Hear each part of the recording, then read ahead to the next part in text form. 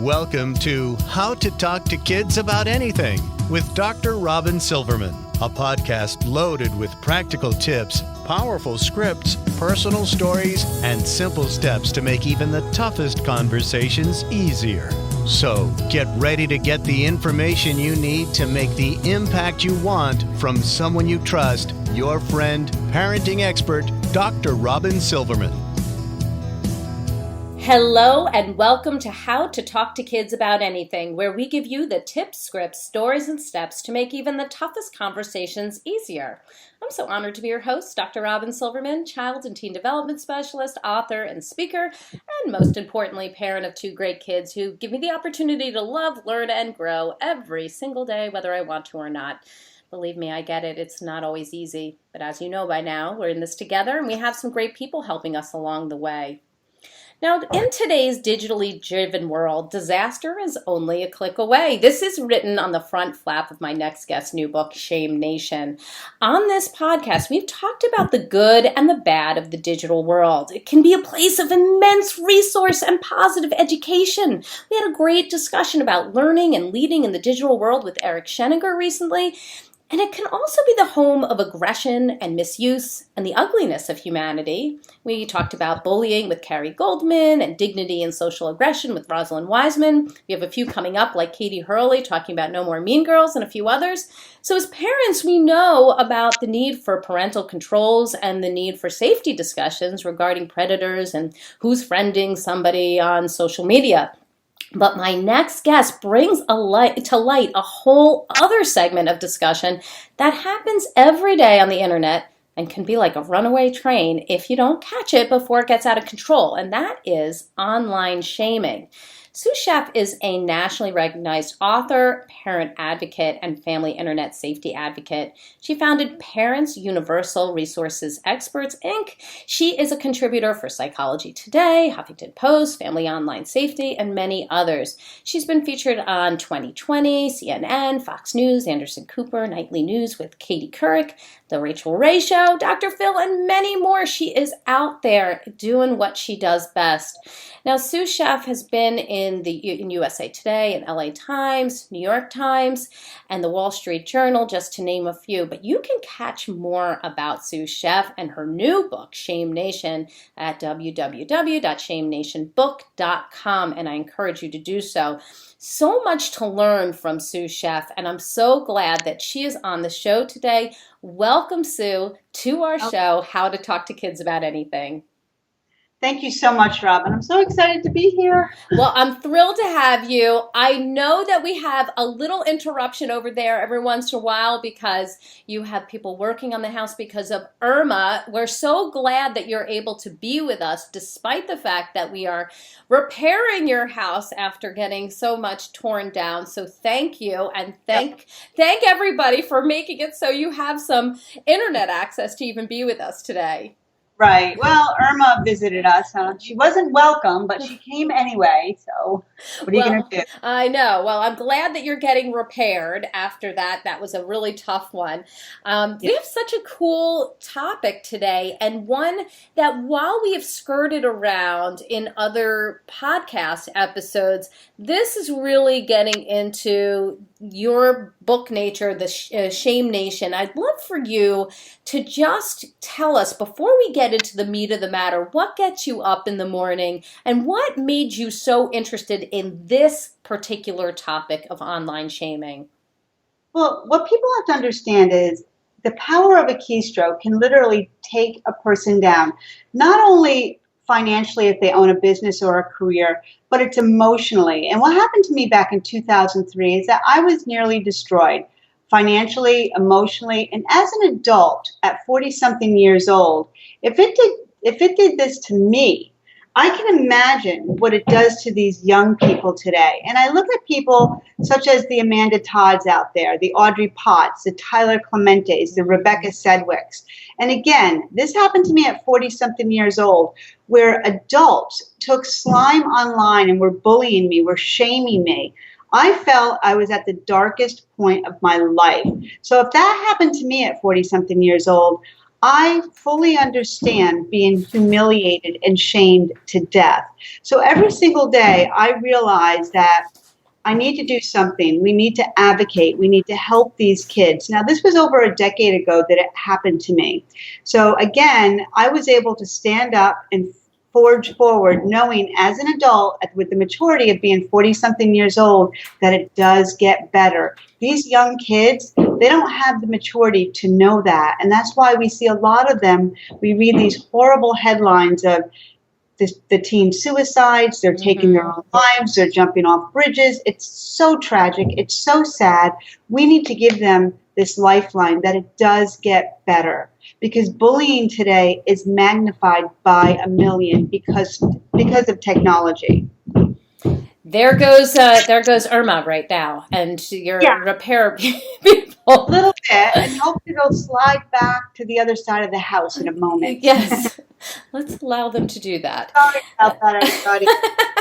But we have to remember we're blessed, because some people, like in Puerto Rico, were really damaged. So mine's just some new roof up there, and they should be taking a lunch break soon. Yes, I get it. Well, we appreciate it. And you know, this topic is a really tough one, and we know that we live in a different world than we grew up in. It's a push-button culture, new gadgets, smartphones in everybody's hands.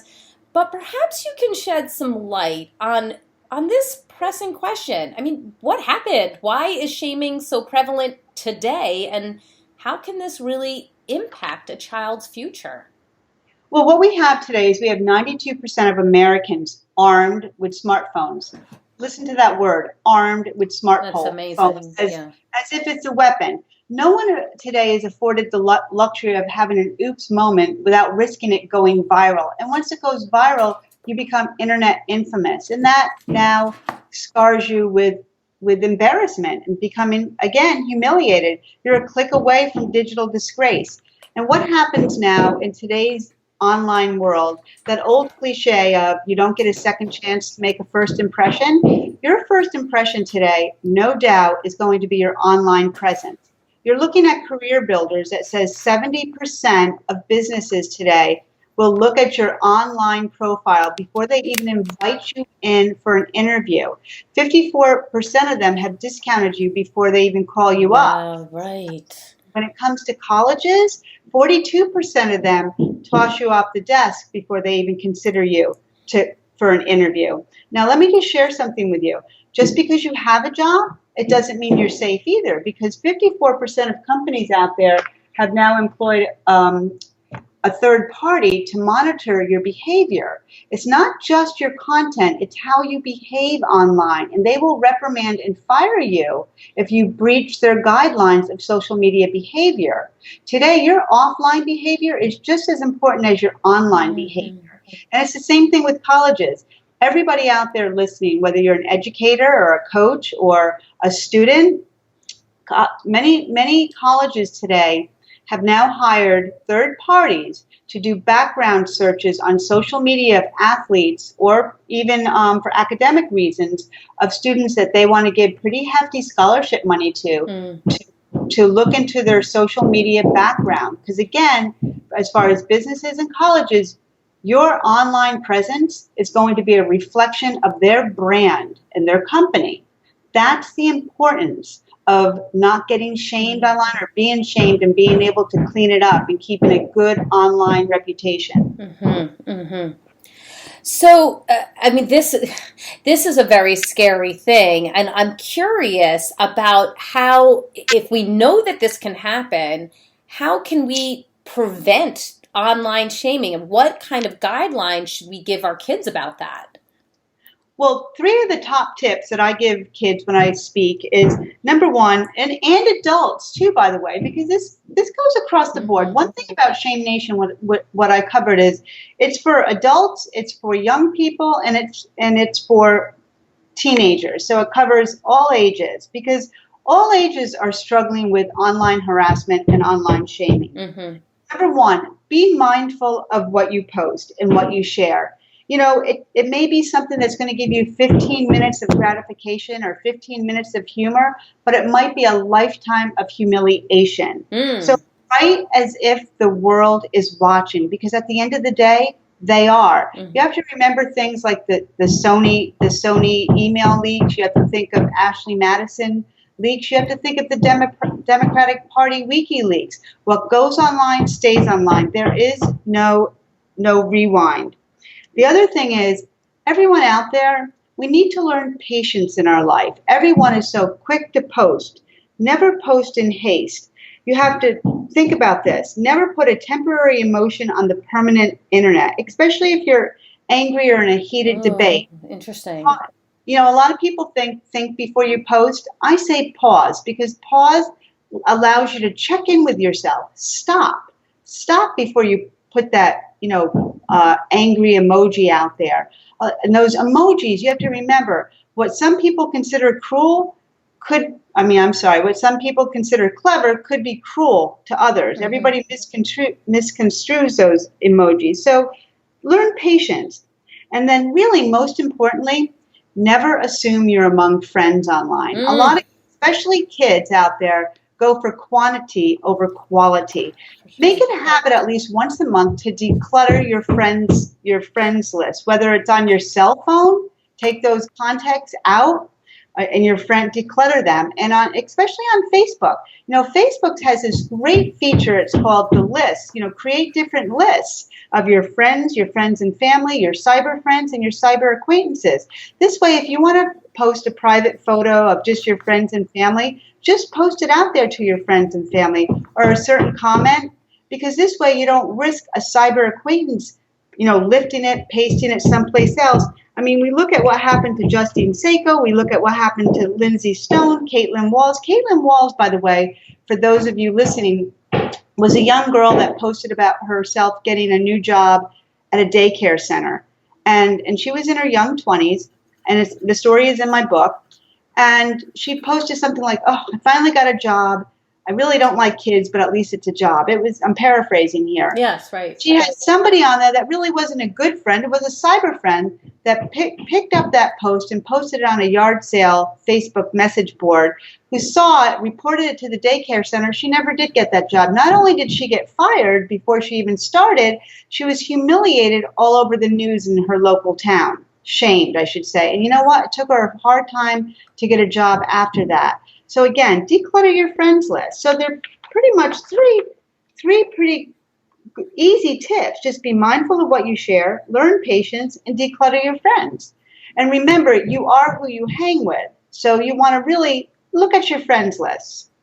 It's quality over quantity. Yeah, I like that. I like all that, especially what you were saying about never assume you're among friends, because you don't know what other people's ulterior motives are, and you may not really know their character, especially if you only know them in glimpses and online. Don't actually know them heart to heart, connection to connection in real life. So I think that's an important thing to ask. We're really all about conversations here, and we want to know what to say to kids when they're in different situations. And I know that we want to make sure that we're not scaring the bejesus out of kids, because the internet provides wonderful resources, and we want them to be able to use that for education purposes and connecting across the world. But let's say we're giving our kid a smartphone or access to a computer.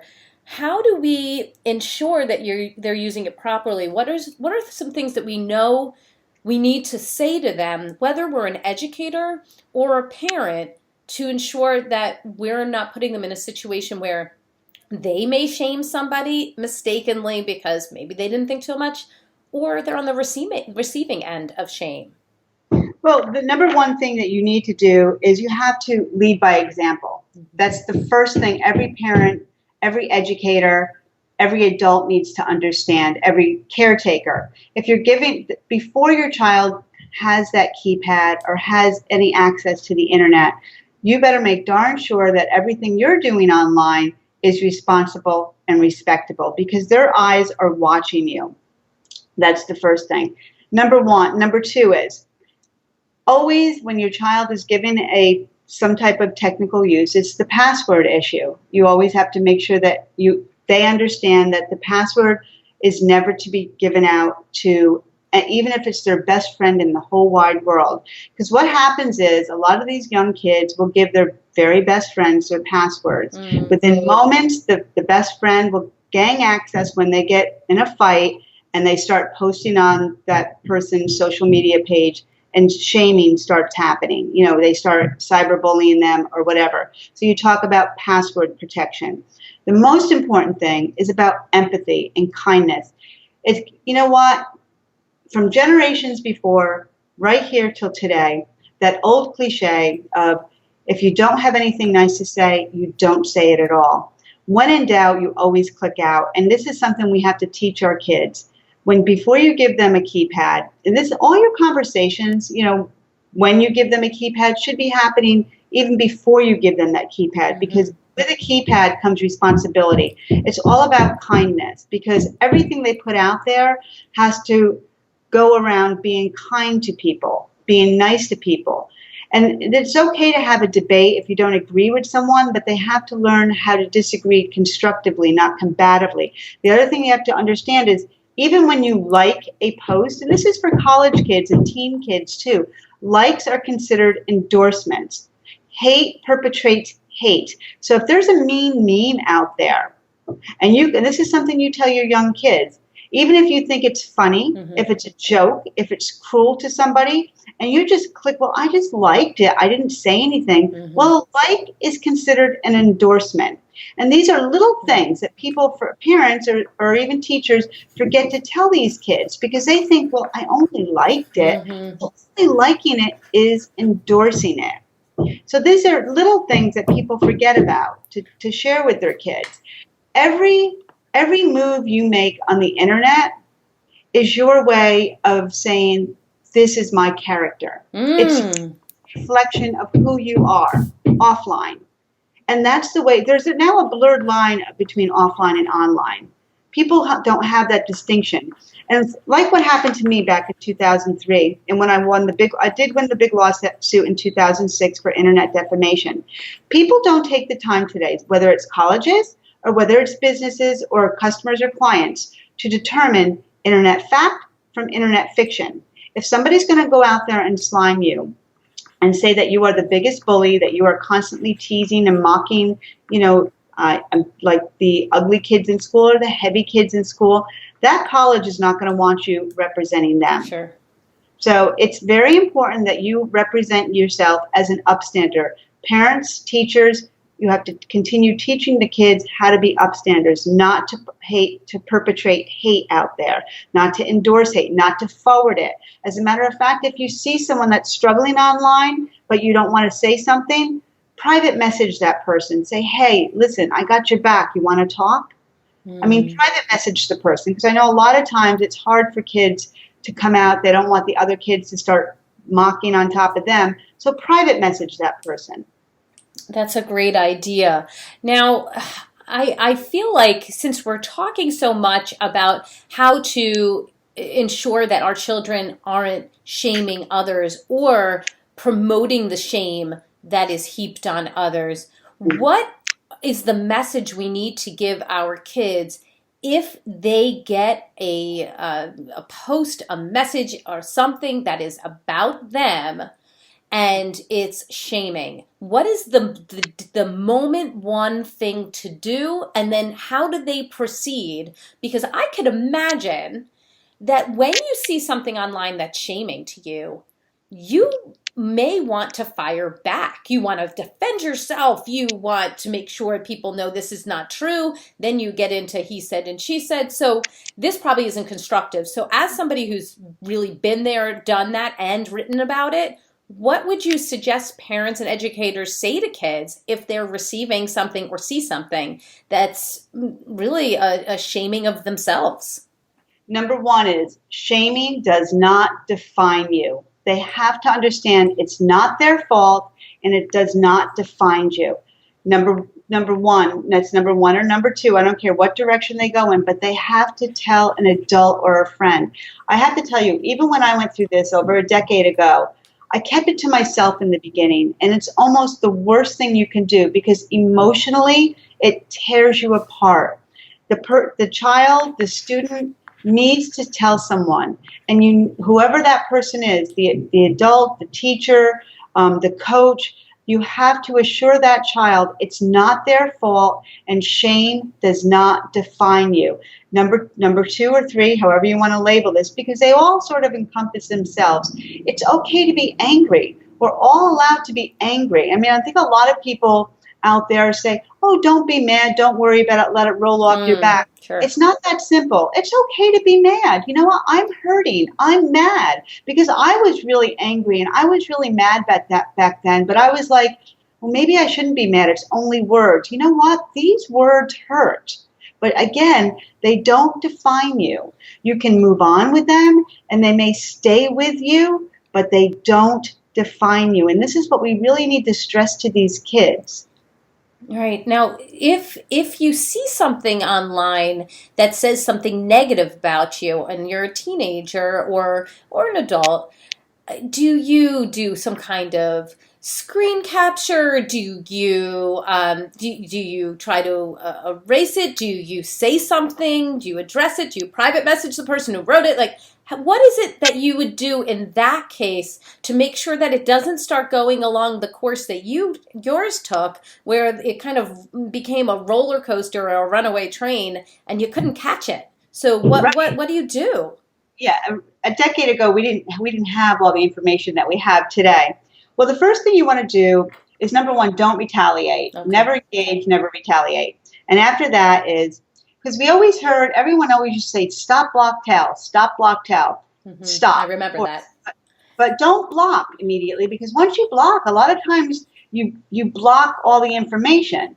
So it's stop, but then document. Okay. Screenshot and document everything. And then report and flag the abuse to the platform. So this is why I was always sort of against the blocking, because once you block everything, you can't see it a lot of times. So then after you report the abuse and you flag it to the platform, then you can go ahead and block the offenders. And of course, do not retaliate. The other thing I've often share, a lot of times your friends and family want to get in there and they want to combat it and they want to engage.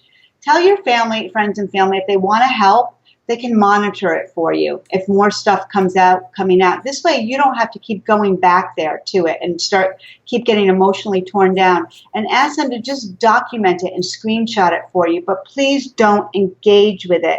And then most importantly, contact your school or report it to the authorities if necessary, especially if it's like extortion or something.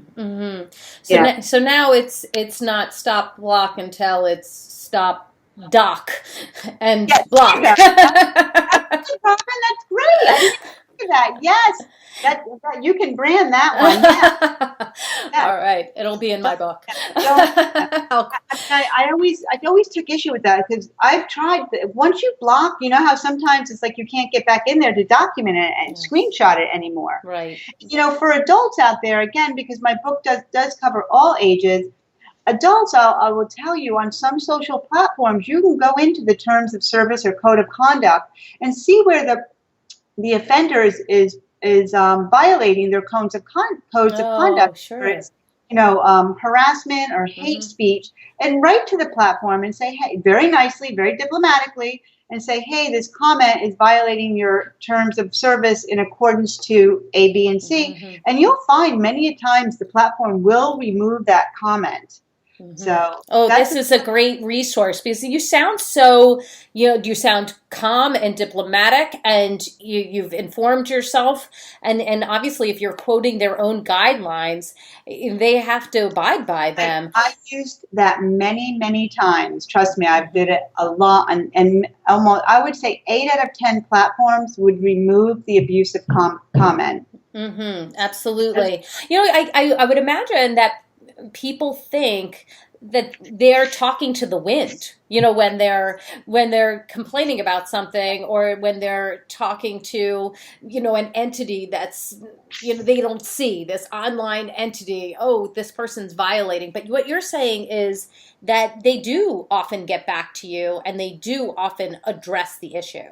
to be honest with you, they don't always get back to you. They just remove it. Mm-hmm. It'll just be gone, and it will. I mean, and even today, as we're watching Instagram, implementing the filters, for hate speech words, we're watching. You even see Facebook that has now these bullying platforms that teach you to report bullies. I've seen them. I have to tell you, on my Facebook page, not my personal one, but my business one, I've reported people there that have come to troll me or whatever. Mm-hmm. They've removed them. Right. So, I mean, they've even become more proactive. So I think social platforms are, starting to be more taking a more active role in removing some of these harassers, which I like that. And we know Twitter is trying. They have the mute and block feature. So all of them are trying. There's that gray area with free speech, but they are trying. Yeah.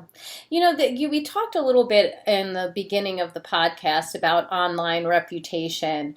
And I want to just get into that just a bit more, considering what we've seen among young teens and how it's become so tragic what's happened to them when they internalize the shame. We know that when you talked about online shaming and then reputation among college and jobs, and the people are seeking out information from your online persona. But what I find really interesting, and I'd love you to comment on, is that online reputation can certainly skew how other people see you. But in my perspective, it also can curb how you see yourself. And your online reputation can then really be a tragic influence on how teens see themselves. And I wonder if you could speak on that a little bit as somebody who experienced it. Do you feel like you're able to simply put it aside and say, that's not me? Or, do you just start to believe it? Or is that some of the problem that we find with teens today? Well, this is the emotional part of it. And what's happening is it tears down the mental health. That's where the mental health part of it comes in. To what you're saying, there is two sides to reputation management when you're talking about this. Now, you have teens out there that are really struggling with, some of them out there that use all the Photoshop, and they're trying to keep up with the fake personas. There was just an article out there, was it yesterday or the day before, about where teens would rather just go off social media altogether because they're really tired of competing with each other. And that is it really is mentally draining. You as a doctor or psychologist can probably speak to that better than I can. Myself, I get it. It is draining. It's mentally exhausting. But let me just share a flip side to all this. As far as online reputation, there's organizations out there like Social Assurity, which if you've never had a podcast with him, you should bring him on, Alan Katzman. And he talks to high schoolers about building up their online reputation, how to, become like an influencer online. That's great, yes. Not a humble braggart, by the way. But let's hypothetically say you're into horses and you're out there and you're at horse shows and this is what you've won this weekend. It's how to showcase yourself, per se, to colleges or to employers, and maybe your community service, what you're doing out there in the in your own local community. Right. That's what these teens need to look at. Not about showing off, but showcasing. And that's the difference. Do you understand what I'm saying? Oh, I just love that. Yes. That's what we as adults need to do in our own businesses. Like I myself, I'm a Rotarian, so I'm constantly out there, doing things. It's service above self, doing stuff in our community for others, and that's what I always promote on my different types of social media platforms. Teens have to do the same thing. They have to try to step away from this pretense, so to speak, of trying to keep up with the other teams and focus more about what they have to offer for their future. Mm-hmm. And I think it's basically like exactly what Alan Katzman is doing in Social Assurity. It's something you should look into, Robyn. I bet you your audience would love. We interviewed him in our book, too. Oh, excellent. Thank you for the recommendation. I think people will love it. Yeah. Yeah, I think I seem to remember I feel like it was like Amy Morin, who I interviewed, who talked about how kids sometimes would just like to get rid of their phones altogether because it can be very tough, this online persona, and it really can wear away at mental strength. So I hear what you're saying, and I love the idea, and I love that tip. I want to showcase that and underscore that building up your reputation and showcasing who you really are, your character, your interests, where you're going with your life, your goals. What a great way to It's your hobbies. And, the other thing, like we say, little things just says, I just read this book and here's my review. Your book reviews. Oh, nice. Your movie reviews. That you're culturally rounded. You know what I'm saying? Right. I mean, that's what schools want to see, too. Start your own. What I tell parents, not only parents, but when I go speak, is it's not only about your website. You have to have a blog within your website, right, because that's an extension of your brand.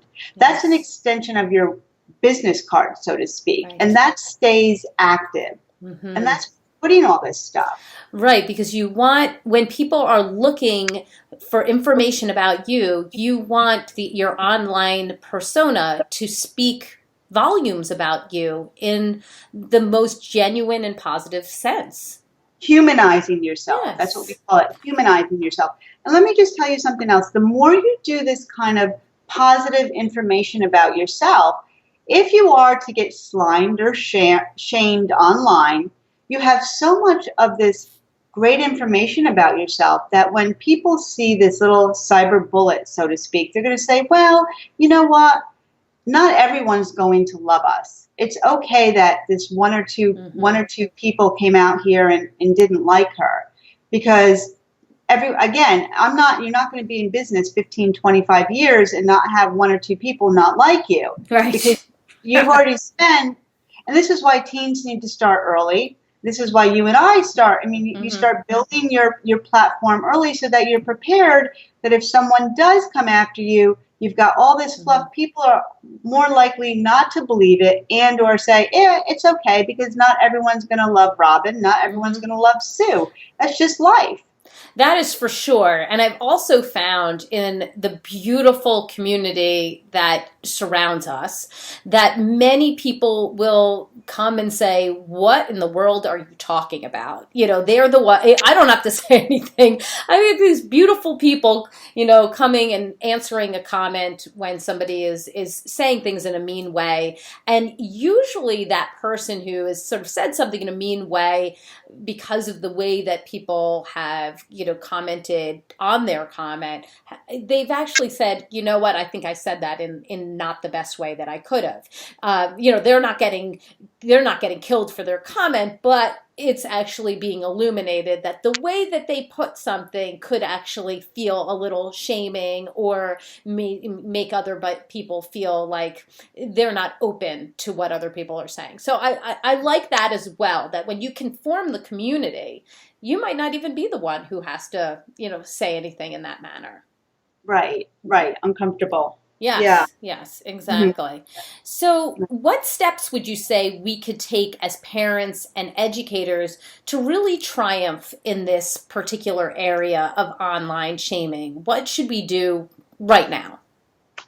Immediately right now, check in with ourselves. How are we portraying ourselves online? Because believe it or not, our kids are watching us. So many people don't, so many parents, teachers, educators, they're not understanding the fact, especially during this political time, political election, our kids were watching how we were reacting. So we have to be conscious of what our comments are saying to other people. The other thing you have to remember too, even if you're just speaking in your kitchen, in your dining room, yes, the kids are listening. It goes in their ears and out on their screens. Ooh. So you have to be careful of that. Yes. Well, what an interesting way of putting it. In their ears and out onto their screens. Absolutely. So, I mean, that's one of the biggest things. Yeah. The other thing is you can't expect your kids to turn off their screens if you're not turning off your screens.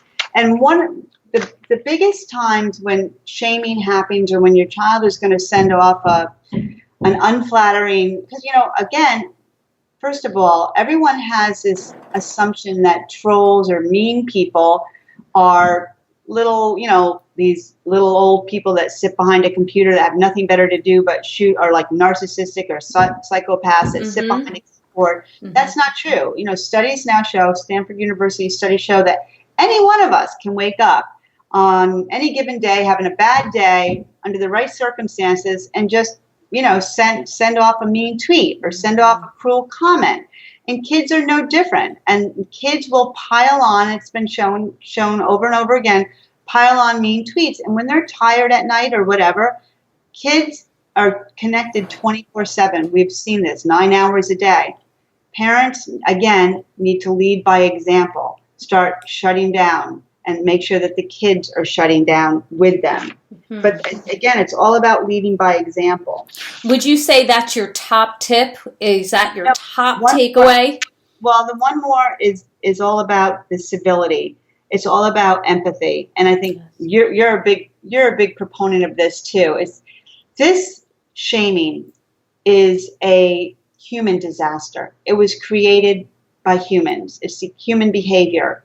So it's got to start with us. It's got to start at home to start building this kindness back, cultivating empathy back at home, and then it'll bleed back into our online life. So I really think, it all starts with us. Yes, and our audience members know, and as you and I both know, Michelle Borba has talked extensively about empathy and has been on our show, and how important it is to start early. It's never too late to start, to help kids gain some perspective, put themselves in somebody else's shoes, and think, we, not me. How can we make a difference in this area? How can we make sure that we're not being a negative influence in life? I tell my kids all the time, on the darkest of days, be the sunshine, be the light, because a lot of people, they've had enough rain in their lives.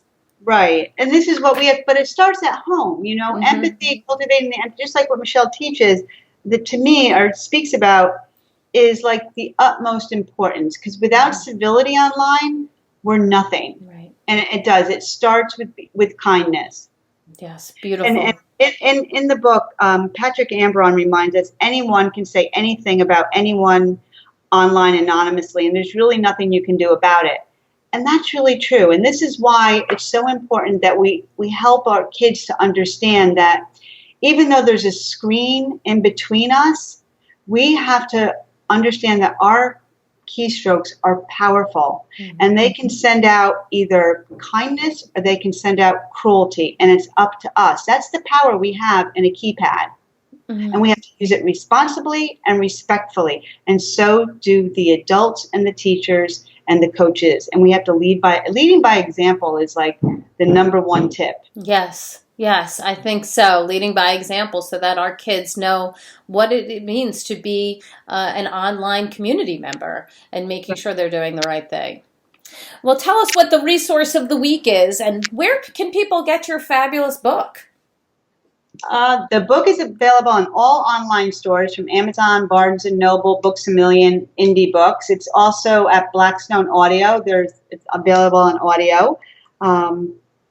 Where else? That's it. I mean, it's also in the bookstores too. It's on the end caps of Barnes and Noble. So excellent, and it's called ShameNation. And who was the person who wrote your foreword? We didn't even talk about that.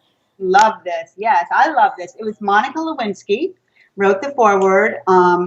And it's a big question I get all the time is how did you get Monica Lewinsky to write your foreword? Back in 2015, when I saw her TED Talk, Price of Shame, which was so good, wasn't it? So good. Everybody needs to watch that TED Talk if they haven't watched that TED Talk.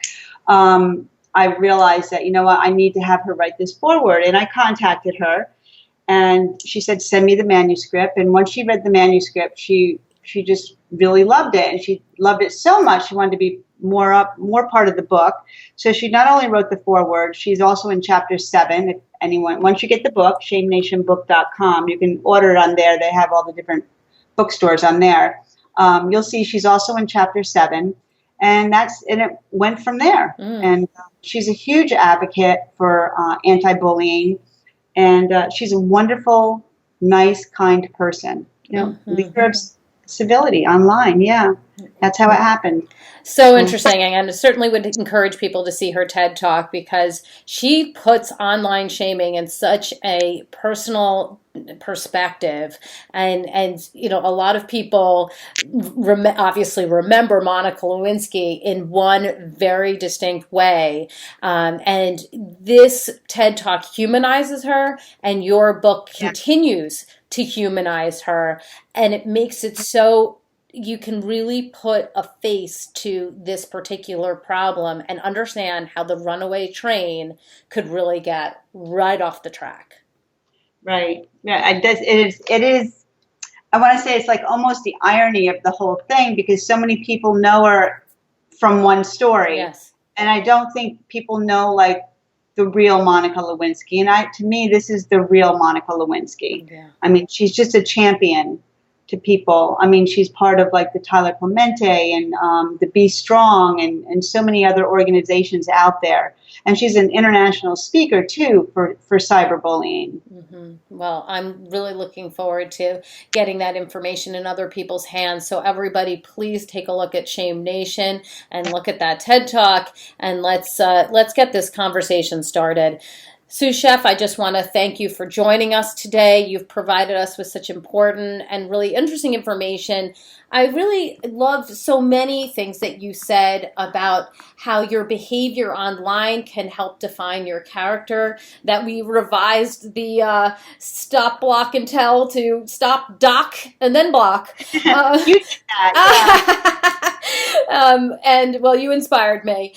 And, and that we need to teach kids not just how to deal with online shaming, but how to showcase the positive side of themselves so that they are building up an online reputation that they truly be proud of. So thank you so much for being on our show today.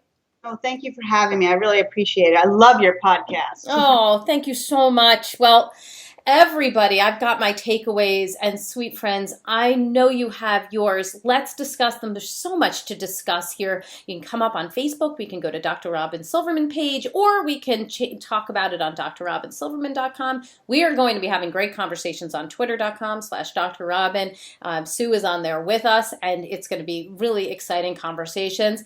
And if you've loved this podcast like I did, and I know so many of you have told me how all these different experts have helped you have great conversations, I hope you'll go up to iTunes and rate and review it so that other people can learn about these incredible resources, these tips, these scripts that these amazing experts have provided to us in such a personal way and such a kind way so that we can use them in our own homes and help our kids. I truly appreciate it. That's all the time we have for today. My fellow parents, leaders, and educators, thank you so much for tuning in to How to Talk to Kids About Anything. For more information on books, articles, speaking engagements, or curriculum, please visit drrobynsilverman.com. So many great podcasts and show notes up there too. I look forward to weathering the storms and enjoying the sunny side of life together.